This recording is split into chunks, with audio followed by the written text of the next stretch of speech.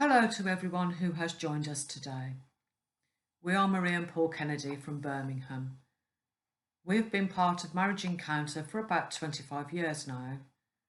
We wanted to share with you a recent experience that got us thinking. During lockdown, we have missed joining our parish community for Sunday Mass. Recently, we found a website that has a schedule of Masses for the UK and Ireland. A few weeks ago, we visited Ireland virtually and took part in a Mass from the Holy Family Mission Retreat Centre, Glenmorra House, Waterford.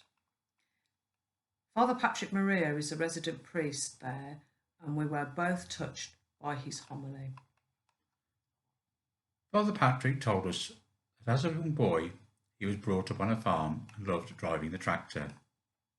When he joined the seminary, he was asked to use his skills and drive the tractor to cut the lawns. One day, a seminarian from Africa asked if he would teach him how to drive.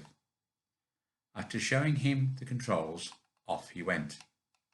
Father Patrick walked alongside the tractor, giving him instructions, when suddenly the seminarian put his hands on his head and started to panic. He was paralysed with fear. The tractor ended up in a ditch.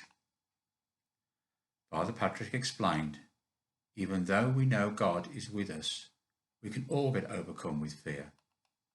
When this happens, we all revert back into our old ways of behaving. On our Marriage Encounter weekend, we explored feelings and behaviours. Most of you will know about the body's response in fearful situations, fight or flight.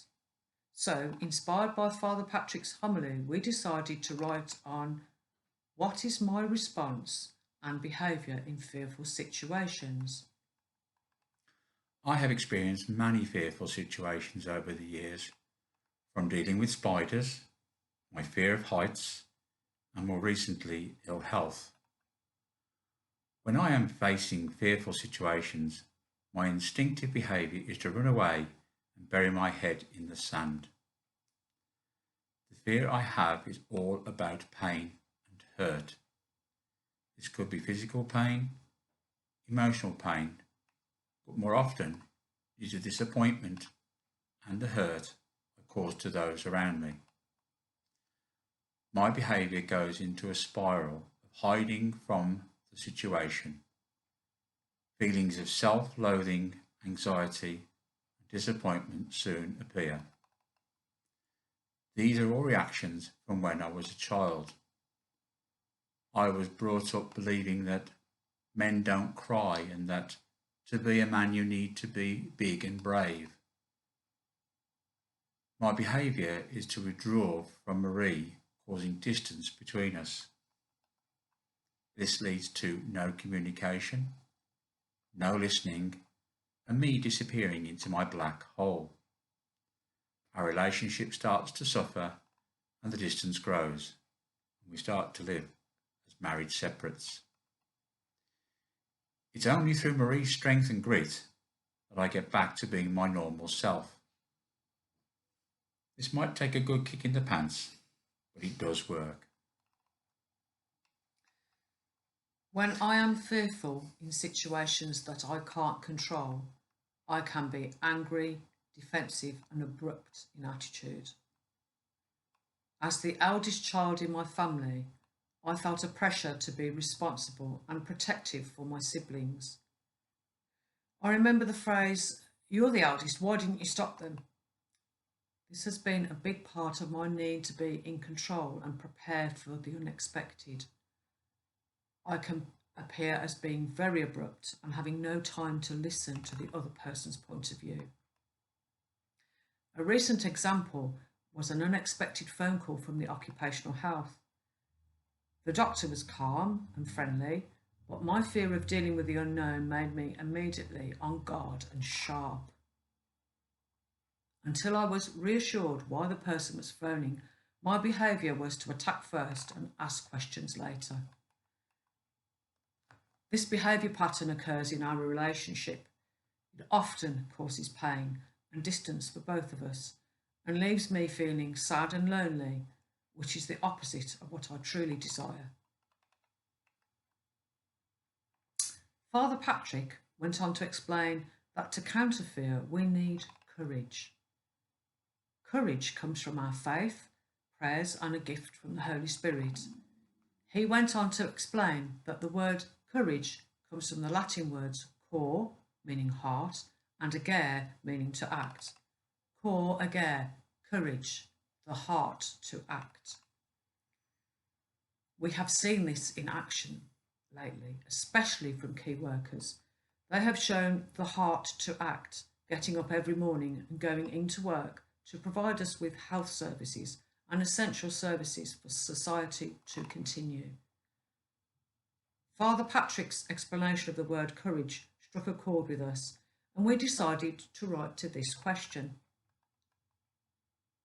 How have I shown courage, the heart to act, during a fearful situation?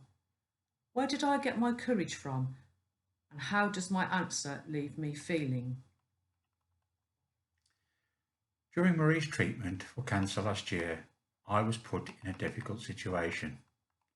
I was told by the oncologist that Marie's first lot of treatment had not worked.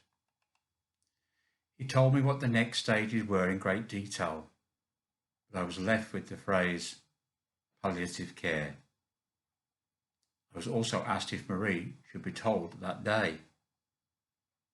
I went into complete panic. I was scared, terrified about the future. I wasn't able to think, react, or even make a decision.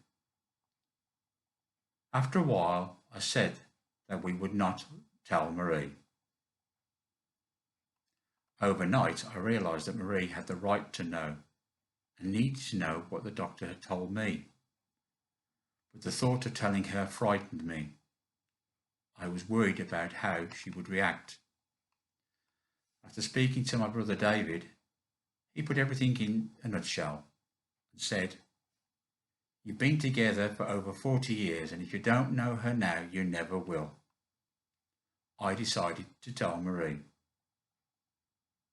I had to search deep for the courage, the heart to act, to tell her. I had to believe in myself and in our love. I had to trust in God and what the future might hold for us. Following talking to Marie about this, I felt relieved and at peace. Marie was initially shocked, but later we sat together discussing the future, prioritising what we had to do. We explored our expectations, planning the next stages of our life together, whatever the outcome. This brought us closer together and united us in our goals. Last year, I received a diagnosis of cancer. The outcome was not guaranteed, as Paul has shared. The first phase of my treatment was not very successful, and I had to look at many fears, but the one of leaving my husband and children without proper preparation was very powerful. I needed to limit their pain as much as I could. I have my sister-in-law to thank for this, as she planned everything for her passing, and I witnessed how this gave my brother comfort in his pain and grief. I recall thinking, my love in action, I must show my love in action after I'm no longer here. Firstly, I shared my fears with Paul, and we talked about what we needed to do and how best to include the children. We invited them to a meal and prepared them by telling them that we had difficult things to talk about. I worried I would get too emotional, allowing my fears to take over and not be able to share with them all we had planned and expected of them. I found strength in God and in faith, my love for Paul and my love for the children, the amazing support from family, friends, our cell and marriage encounter community. This support gave me the courage and the heart to act. I was able to explain the situation of my health and our wills to the children and how Paul and I had planned for the future. The children were understanding and fantastically supportive, offering their thoughts and encouragement in a way I had not expected. There were no tears, but lots of love, laughter, and honesty as they agreed to support us. We were very proud of them as parents. Following doing all I could do in love, I was able to say to God, "It is up to you now. I accept. I am in your hands." I felt a huge sense of relief and freedom. Reflecting on those challenging times, I feel truly blessed for the experience of fear, the love of Paul, and the drive to face life and death and continuing support of God and prayer. I believe it has profoundly changed how I see life and allows me a level of understanding and peace. As couples, priests, and religious, we are all called to find courage and have the heart to act in difficult situations and in our daily lives. Through Marriage Encounter, we have been given the tools of dialogue, a way to understand ourselves more deeply, nurture our couple relationship, and grow our community relationships. We would like to read a passage from the Bible that meant a lot to us, and that's Corinthians 4, verses 8 to 11.